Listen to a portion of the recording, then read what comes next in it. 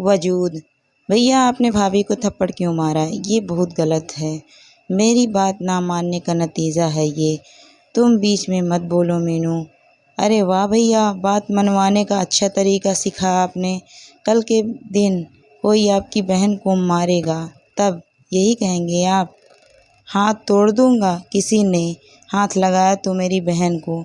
तो भैया भाभी वो भी किसी की बहन नहीं है, वो आपने उनको थप्पड़ मारा। मेरी बात सुनकर भैया ने नज़रें नीचे झुका ली। अगर उस दिन मैं ना बोलती तो शायद रोज़ यही होता। ऐसी ही बेबाक और तेज बोलने वाली थी मैं। कभी किसी से डरती नहीं थी। पापा मम्मी की आकस्मिक मृत्यु के बाद बड़े भैया रोहन और भाभी सोनी ने ही मेरी देख रेख की। भैया भाभी ने कभी भी मम्मी पापा की कमी महसूस नहीं होने दी।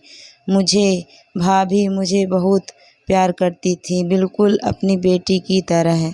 मैं अपनी पढ़ाई पूरी कर स्कूल में आध्यात्मिक पद पर कार्यरत थी। मैं अपनी ज़िंदगी में कभी किसी गलत बात पर समझौता नहीं करती थी। हर गलत बात पर अपनी आवाज़ ज़रूर उठाती थी। भाभी मना भी करती थी, हमेशा कहती, लाडो दूसरे घर जाना है तुमको, वहाँ ये सब नहीं चलेगा, पति की मर्ज़ी से चलना पड़ेगा वहाँ। भैया और भाभी ने मेरे लिए लड़के देखने भी शुरू कर दिए थे। भैया के मित्र थे, उन्होंने मेरे लिए अनिकेत जी का रिश्ता बताया। भैया और भाभी जाकर उनके परिवार से मिले और उनको अनिकेत जी और उनका परिवार बहुत पसंद आया और हमारा रिश्ता उनके साथ तय हो गया।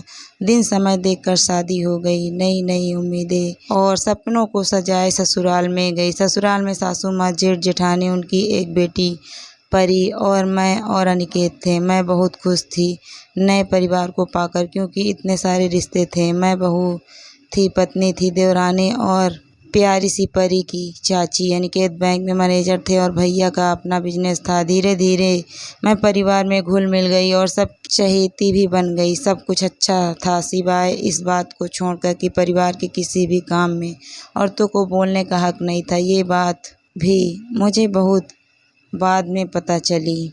हुआ कुछ यूँ कि मेरी भाभी सोनी शादी के 6 साल बाद माँ बनने जा रही थी। उन्होंने ये खुशी की बात सबसे पहले मुझसे बताई। मैं मारे खुशी से नाचने लगी। भैया ने इस खुशी में पार्टी रखी। मैंने बात घर में सबको बताई, सब खुश हुए। लेकिन बड़े भैया जेठ जी बोले, देखो मीनू, आज शाम को मेरे दोस्त के यहाँ उसके बेटे का जन्मदिन है तो उसने सबको बुलाया है और तुमको और अनिकेत को स्पेशल। ठीक है भैया, हम चले जाएंगे थोड़ी देर के लिए। और वहाँ से भैया की पार्टी में आखिर उनके जीवन की इतनी बड़ी खुशी है।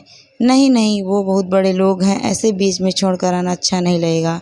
लेकिन भैया हम जाएंगे ना थोड़ी देर के लिए दोनों जगह, ताकि दोनों को अच्छा लगे। नहीं, तुम अपने भैया को बोलो पार्टी किसी और दिन रख लें, आज तुम नहीं जाओगी। लेकिन भैया संभालो इसको, अनिकेत मुझसे ज़बान लड़ा रही है। भैया ने अनिकेत से कहा। अनिकेत ने गुस्से में आओ देखा न ताओ मुझे थप्पड़ लगा दिया और बोले, जो भैया कह रहे हैं वही होगा, नहीं जाओगी तुम मायके। मुझे अनिकेत से ऐसी आशा बिल्कुल नहीं थी। मैं तो स्तब्ध खड़ी रह गई। मैं सीधे माँ जी को बोली, माँ ये सब क्या है? अनिकेत ने मुझे थप्पड़ मारा। आप कुछ नहीं बोली। माँ के जवाब सुनकर मेरे पैरों तले की ज़मीन निकल गई।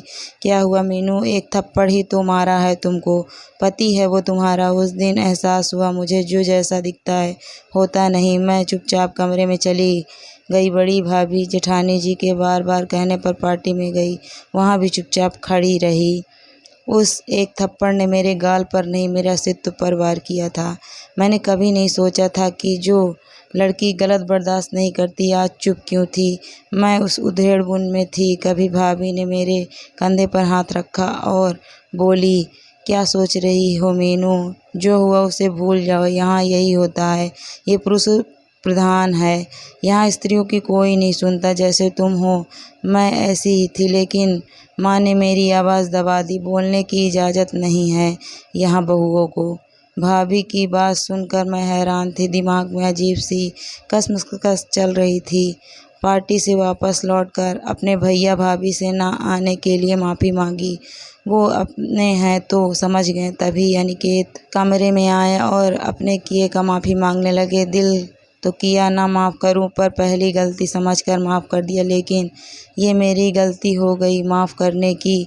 अब अनिकेत और भैया दोनों को ये लगा कि मैं अब शांत हो गई हूँ। अब उनकी हर गलत बात को मानूंगी। अब तो अनिकेत हमेशा हर बात पर टोका टाकी करने लगे। मैं कुछ कहूँ तो चिल्लाते मुझ पर, मुझे चुप कराने की कोशिश करते। माँ से कहूँ तो उनका एक बहाना रहता, पति है तुम्हारा, दो बात कह भी दिया तो सुन लो। भाभी तो पहले ही चुप थी, लेकिन मुझसे ये सब बर्दाश्त नहीं हो रहा था। लेकिन मैंने चुप ना रहकर बोलने की ठानी। एक दिन भाभी परी के साथ 1 हफ्ते के लिए मायके जाने को बोल रही थी, लेकिन भैया ने उनको ये कहकर मना कर दिया कि फालतू इधर उधर मत जाओ, माँ का ध्यान कौन रखेगा। भाभी की माँ की तबीयत बहुत ख़राब थी, इसीलिए वे जाना चाहती थी, लेकिन भैया ने तो जिद पकड़ ली, नहीं जाना है। वे बोले तुम्हारे पापा हैं ना, ध्यान रख लेंगे। मैं भैया की बात सुनकर आश्चर्यचकित रह गई। भाभी ने भी कहा मैं उनकी बेटी हूँ, मेरा भी तो फ़र्ज़ है कोई उनके प्रति। माँ जी तो पता नहीं क्यों कुछ नहीं बोल रही थी। मैंने कहा भैया जाने दीजिए, मैं हूँ ना माँ की और घर की देखभाल के लिए। मेरा भाभी को यूँ सपोर्ट करना भैया को बुरा लगा। अब तो वे और जिद पर आ गए। उन्होंने गुस्से में भाभी को थप्पड़ लगा दिया। भाभी बोली तो और मारने लगे। ये सब देखकर मुझे गुस्सा आ गया। दोस्तों, आपको पूरी कहानी जानने के लिए नेक्स्ट पार्ट 2 का इंतज़ार करना है।